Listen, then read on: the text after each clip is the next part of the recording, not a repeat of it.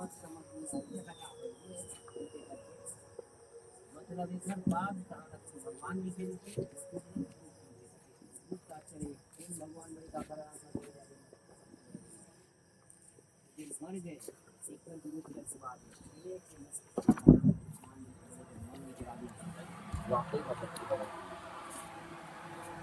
और उधर इतने बात वचन है फिर ऐसे कर दी आगे फिर कुछ काज नहीं निकले बस स्टाफ वही पूछते हैं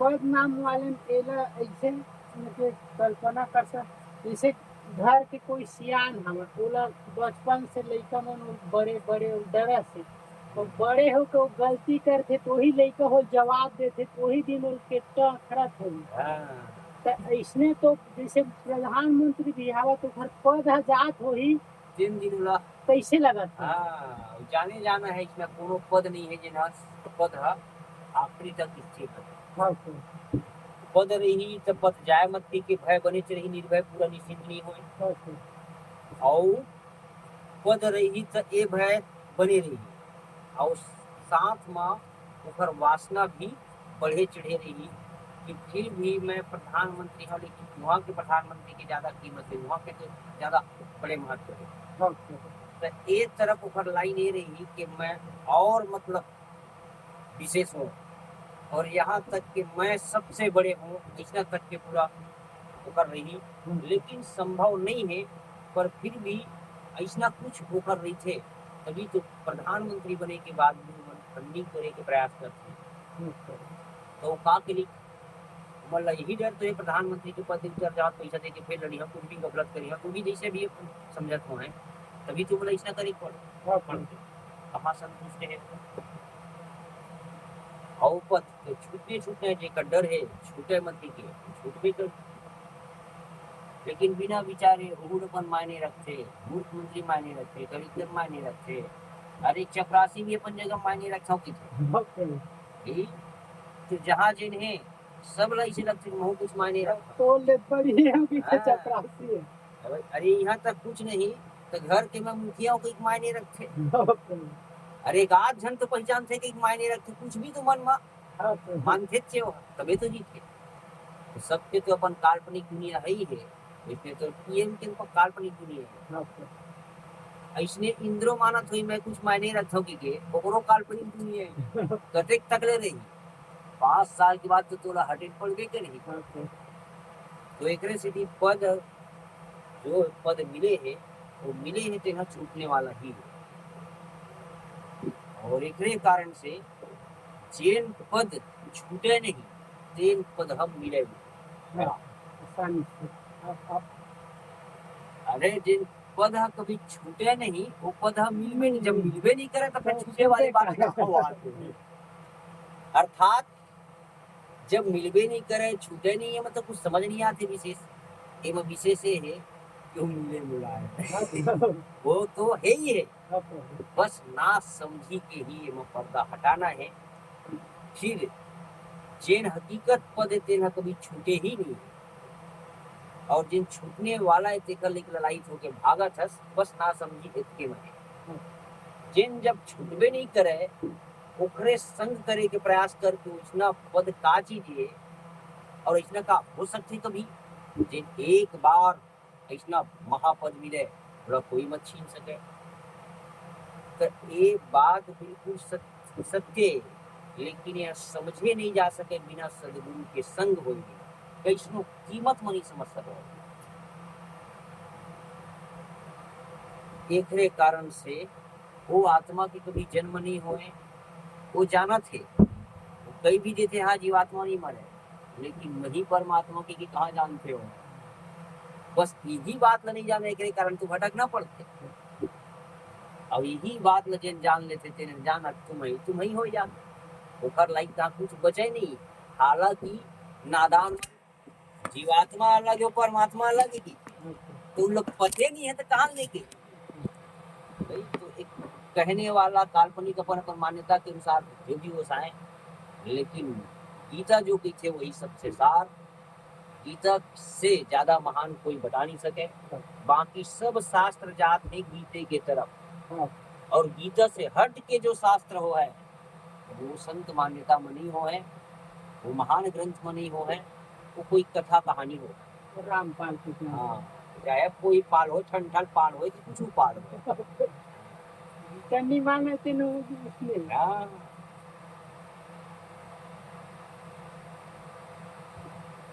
तो एकरे कारण गीता के संकेत यही है,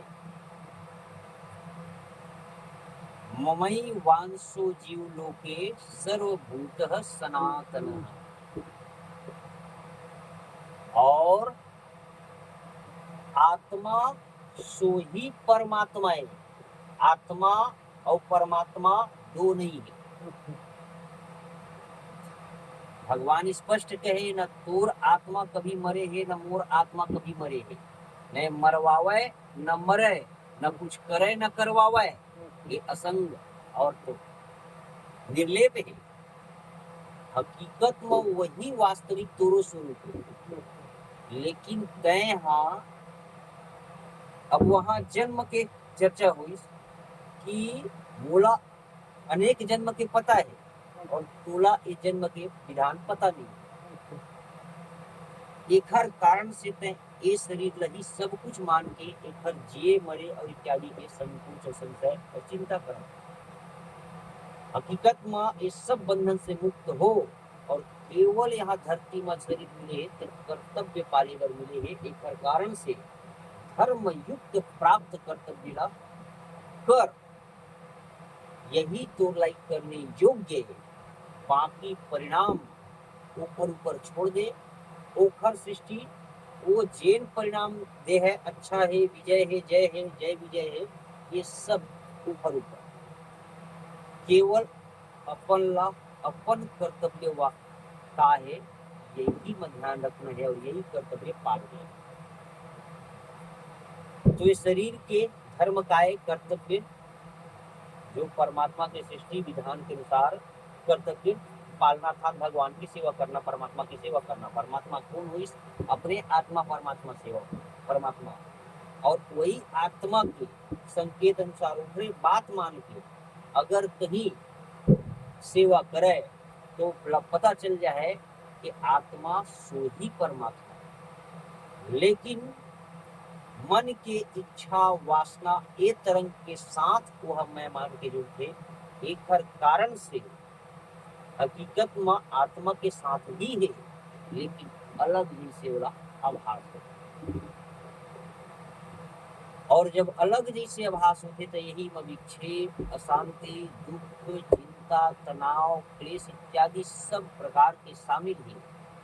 काबर के ये में पूर्ण निर्भीक निश्चिंत निर्दुख केवल परमात्मा ही है, बाकी अन्य कोई नहीं हो सकता। पूरा निर्दुख शरीर ला मैं मानने वाला जीव अगर कहीं कहे पूरा निर्दुख हो जाओ तो एक कठिन है करने संभव। और निर्भीक भी कौन मामला में हो है, इतनो सुरक्षा बना ले है बाहर से, फिर भी से शरीर निश्चित मरही ये बात लो जाना थे। पूरा निर्भीक कैसे हो है? एक हर से पूरा निश्चिंत केवल वही परमात्मा के चिंतन हो है, तभी निश्चिंत हो है। निर्भीक तभी हो है जब वो परमात्मा के पूरा ज्ञान हो है, तभी वो पूरा निर्भीक हो है। काबर लेस मात्र कोई बिगाड़ने वाला नहीं, न यहाँ न वहाँ न कहीं। जब ये ज्ञान में कुछ कुछ कमी है तभी वो कुछ कुछ बता है, नहीं तो यही पूर्णता पाने वाला महात्मा मन सो हम शिव हम लोग। और सुकरात इत्यादि जैसे कितनों महात्मा ला स्वयं के सिवाय कोई ईश्वर नहीं है ऐसा कहे माँ उमर जहर पिला दिए गए और इत्यादि इत्यादि, मतलब प्रताड़ना दे के शरीर त्यागी पर मजबूर किए। कितने भगवान कैसे तो ये मूर्ख मन पता नहीं है कि शरीर कभी भगवान सिद्ध नहीं हो सके। जब कृष्ण के शरीर सिद्ध नहीं हो सकी तो कृष्ण शरीर छोड़ीस तो ये बात तय काबर नहीं पूछस कि तय कैसे बोली मैं भगवान जब तय है मर गया। तो ओखर में पूछने वाला कोई नहीं, ओखर में कोई के दम नहीं है, जाना थे। लेकिन आज वही कृष्ण रूपी महात्मा बोल दे है कि मोर सिवाय दूसरा कोई नहीं है। तो ओखर अटैक करने वाला हजारों फाफा फटिंगा कीड़ा मकोड़ा हो जाए। मतलब ये बात की पता नहीं है कि गीता आत्मसात करके स्वयं गीता के नायक बोला ओखर रूप अलग भले होते, बाकी वो तो वही की वही जीव के त्यों है। तो जो महात्मा ला सोहम की हूबहू अनुभव है केवल वही कह सकते, फिर कोई माने कि मत माने से कोई फर्क नहीं। और बात यही बिल्कुल सच प्रतिशत सत्य है। गुरु यही बताना चाहते हैं कि न तय न मैं न अन्य, नहीं तू नहीं मैं नहीं अन्य रहा, गुरु स्वरूप शाश्वत सदैव रहा। अब इसके सिवाय दूसरा कोई अन्य नहीं रहा, न आज न कल न कभी, तीनों काल में जो दिखत है वो सब परिवर्तन हो जाए। अगर तीनों काल में परिवर्तन नहीं हुए तो यही गुरु के जो प्रकाश स्वरूप है, ज्ञान स्वरूप है, जिन लोग ज्ञान की दृष्टि से बोलते सोहम अर्थात वो परमात्मा अनंत स्वरूप है, व्यापक स्वरूप है और अमिट और महा तेजस्वी कुंज है। तब जब शरीर देखते बोला ये कहाँ दिख, ये तो अदृश्य परमात्मा है और वो अपन दिव्य दृष्टि से ज्ञान की दृष्टि से देख के ये बात लगो तय रूपक कहाँ हो है। एक कारण से पचे नहीं अज्ञानी हो।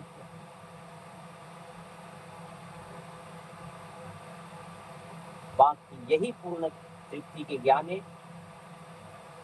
साधक भजन साधना करत करत जब बाहर के दृश्य और बाहर के घटकान से विश्राम पावत जाते तो वही विश्राम के जो गति है वो आगे बढ़त बढ़त और ऐसे महाविश्राम में थे कि वहां फिर कोई हलचल हो भी नहीं करे, ये आगे चल के ये गति नहीं कहे जाते।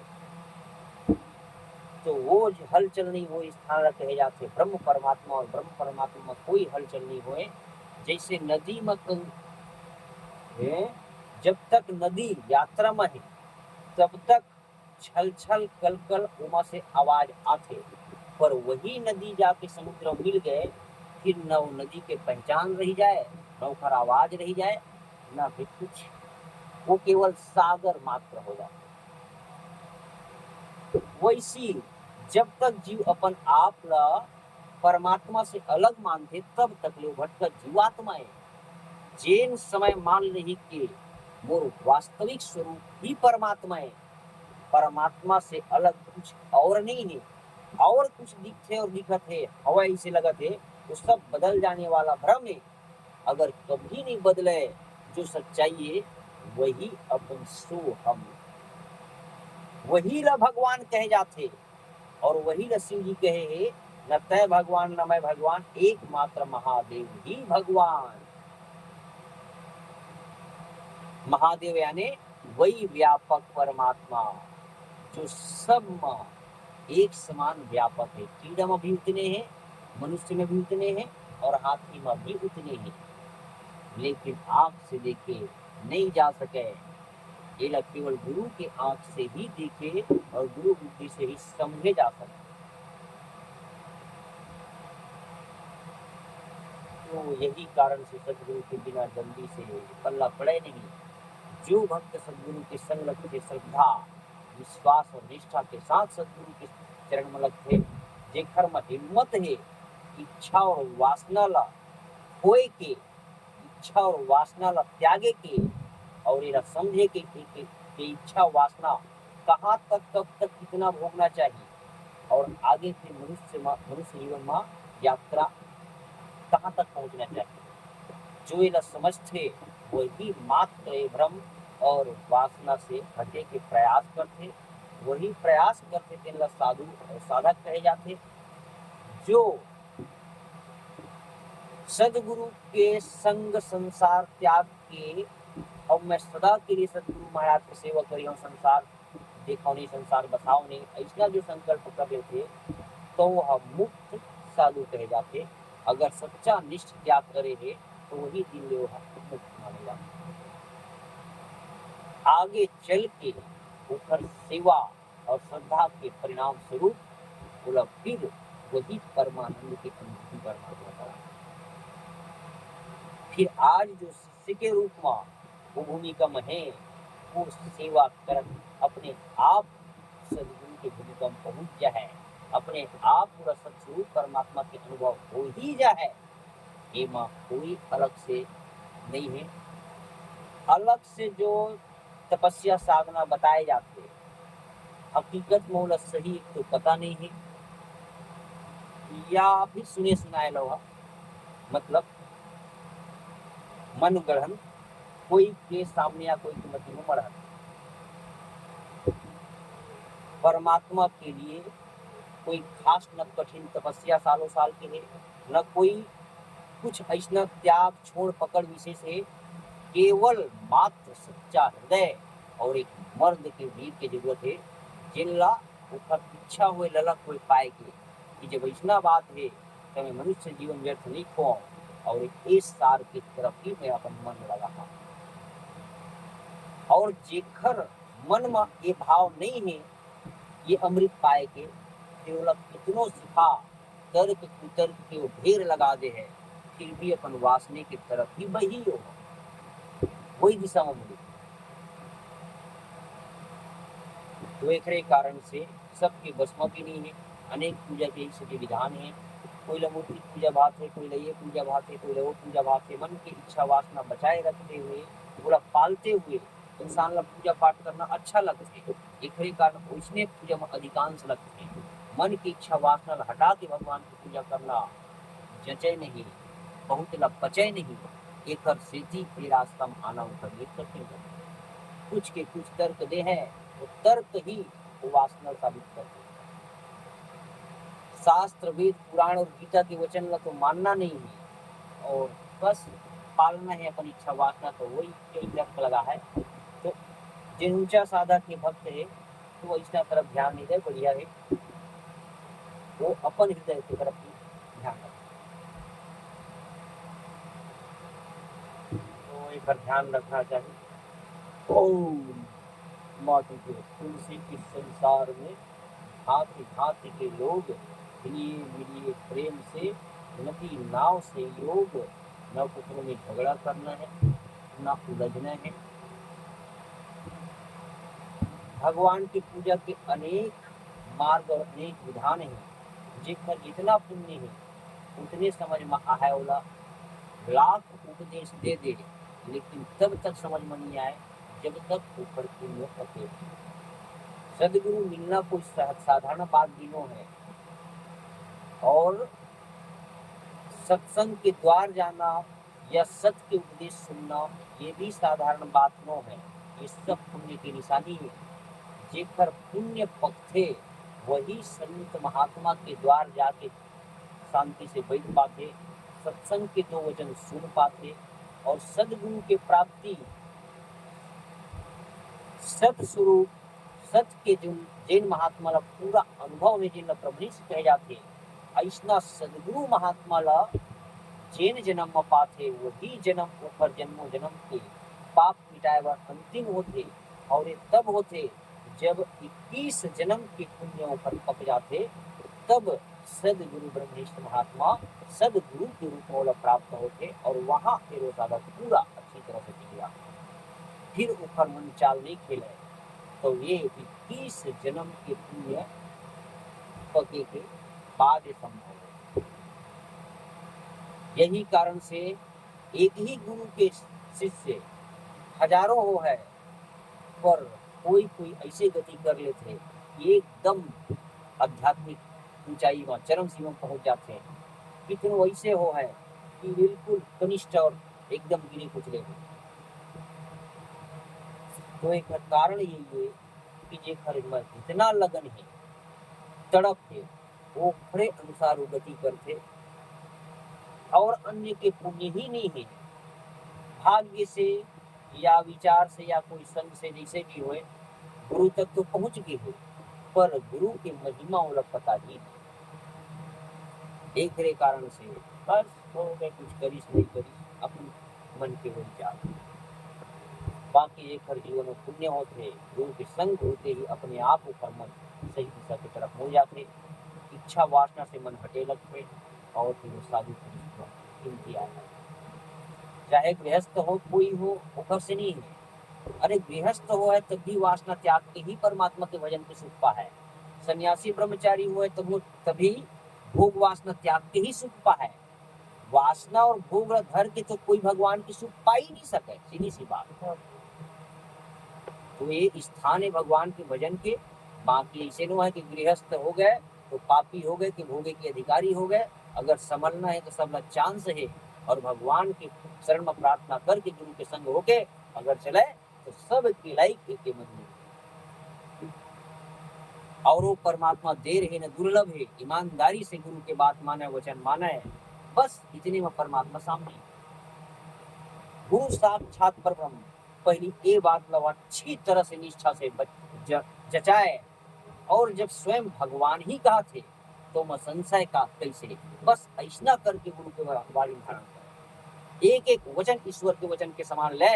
एक है परमात्मा कृपा से फिर 20 साल साधना करे थे एक तरफ, और वो बालक साल में नमस्ते करना पड़ी 20 साल वाले।